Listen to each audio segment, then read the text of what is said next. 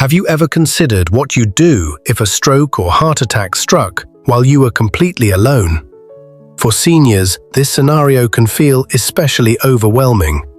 The thought of facing a medical emergency without immediate help is daunting. But there are simple, powerful steps you can take right away to boost your chances of survival. This guide is for those aged 60 and older who might find themselves in this frightening situation without assistance. We'll explore 5 practical, life-saving strategies to help you act swiftly and protect your life when help isn't nearby. These tips are straightforward, easy to remember, and designed to empower you to take control in a crisis. Stay with me, because what you learn here could truly be a lifesaver. The first critical step in surviving a stroke or heart attack is recognizing the warning signs and acting immediately. Time is your most valuable asset in these emergencies.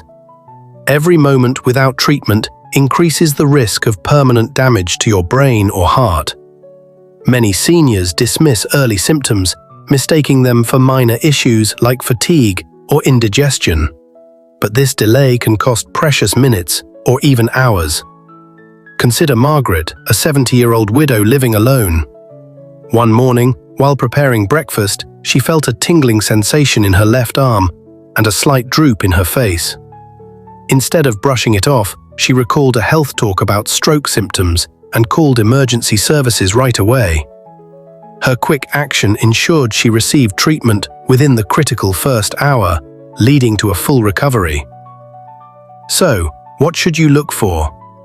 A stroke often causes sudden numbness or weakness, especially on one side of the body, difficulty speaking or understanding speech, confusion, trouble walking, dizziness, or a severe headache with no clear cause. A heart attack may present as chest pain or pressure, shortness of breath, nausea, lightheadedness, cold sweats, or discomfort radiating to the arms, neck, jaw, or back.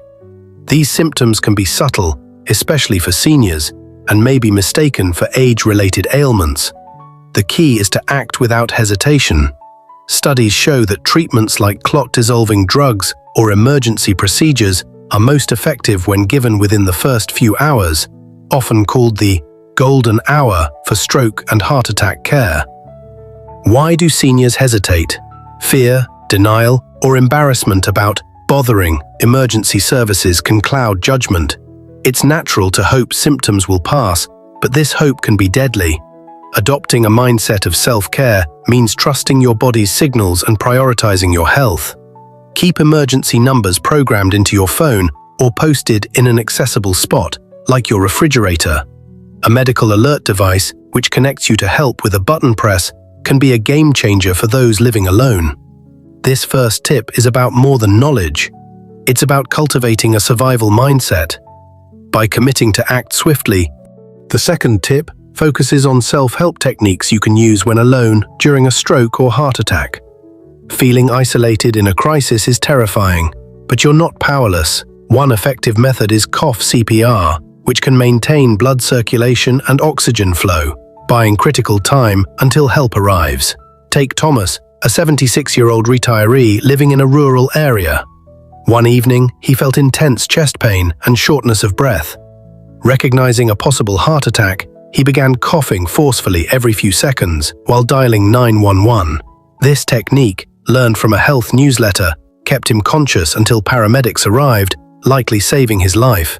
Cough CPR works by using vigorous, rhythmic coughing to stimulate the heart and maintain blood flow, mimicking chest compressions.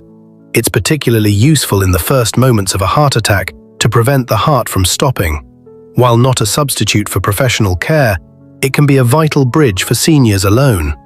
Another helpful technique is controlled breathing. Slow, deep breaths, inhaling through the nose and exhaling gently through the mouth.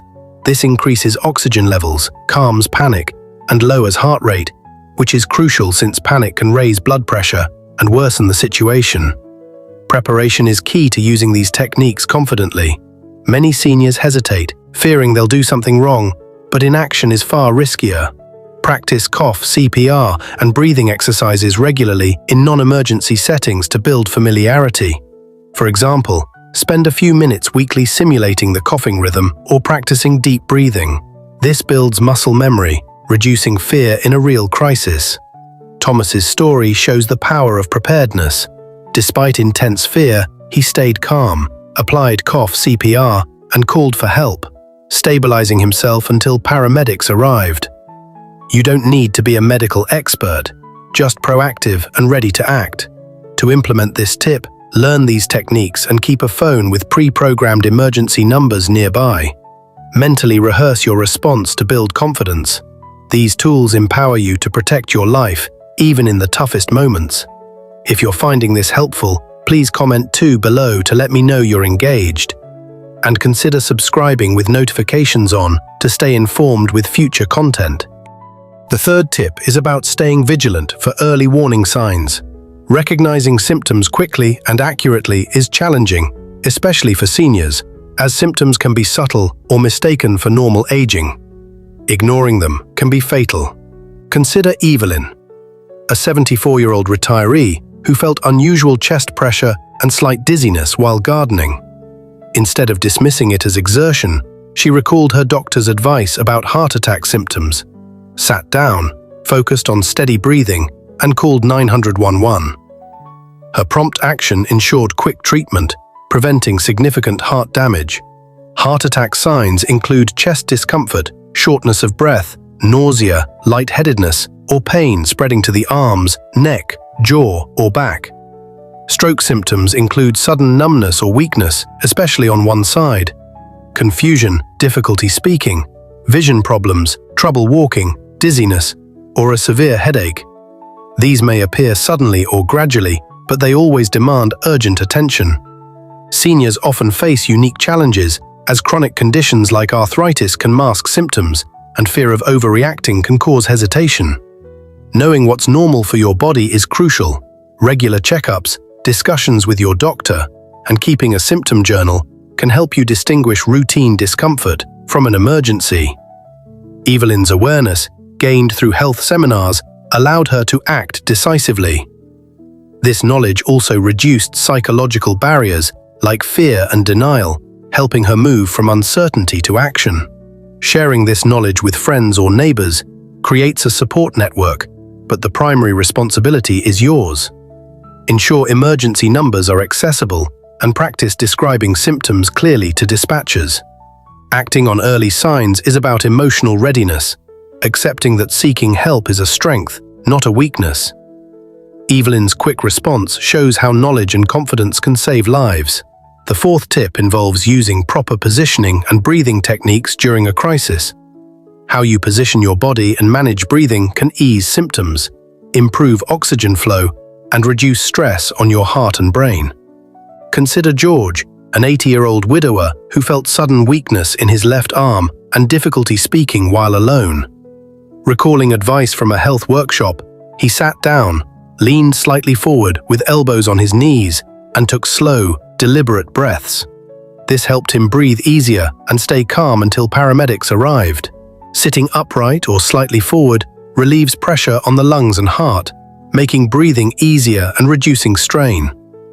If dizzy, sit or lie down to prevent falls, but avoid lying flat on your back unless necessary, as this can worsen breathing difficulties. For strokes, slightly elevating the head, if lying down, can maintain blood flow to the brain. Breathing techniques, like inhaling through the nose for 4 counts, holding briefly, and exhaling through pursed lips for 6 counts, stabilize heart rate and reduce panic. Panic can spike blood pressure, so staying calm is vital. These techniques offer psychological benefits too. Fear can lead to poor decisions, but focusing on positioning and breathing creates a sense of control. Practicing these daily builds muscle memory, making them second nature in a crisis. George's calm response, combined with keeping a phone nearby, allowed him to call 911 and stabilize himself. These strategies aren't substitutes for medical care, but crucial first steps when help is delayed. If you're finding this valuable, comment below and consider subscribing to support more content like this. The fifth tip is creating a personal emergency plan. Preparation is your best defense when facing a stroke or heart attack alone. A clear plan ensures you can act swiftly even under stress. Take Robert, a 72-year-old retiree who felt unusual fatigue and mild chest discomfort while alone. He'd prepared an emergency plan, including keeping his phone with programmed numbers nearby and informing his neighbor of his health risks. He called 911 immediately and alerted his neighbor, ensuring rapid response and support. His plan led to quick treatment and a full recovery. Your plan should include several elements. First, keep emergency numbers programmed into your phone and posted visibly, like on your fridge. Include 911 and a trusted contact, such as a neighbor or family member. Second, consider a medical alert device for instant help. Third, inform trusted individuals about your health conditions and risks, so they know how to assist if needed. Fourth, keep a list of medications and medical history accessible for paramedics. Finally, practice your response. Visualize recognizing symptoms, calling for help, and using techniques like cough CPR or breathing exercises. Psychologically, a plan reduces fear and indecision. Knowing exactly what to do builds confidence, making you less likely to freeze in a crisis. Robert's preparation allowed him to act without hesitation, minimizing damage. Regularly review and update your plan, especially after health changes. Share it with loved ones to strengthen your support network. This proactive approach empowers you to take control, even when alone. In closing, these 5 tips, recognizing warning signs, using self-help techniques, staying vigilant, employing proper positioning and breathing, and creating an emergency plan, are essential for seniors facing a stroke or heart attack alone. You might think, "I'm healthy, I don't need this," or "someone will be there." But life can be unpredictable, and help isn't always immediate. Equipping yourself with this knowledge protects your independence and life. Please comment below with which tip resonated most and how you'll apply it. Like, subscribe, and share this with others who might benefit. Your support helps us create more content to inform and inspire. Stay safe, stay prepared, and know you have the power to protect yourself in any crisis. Thanks for joining me.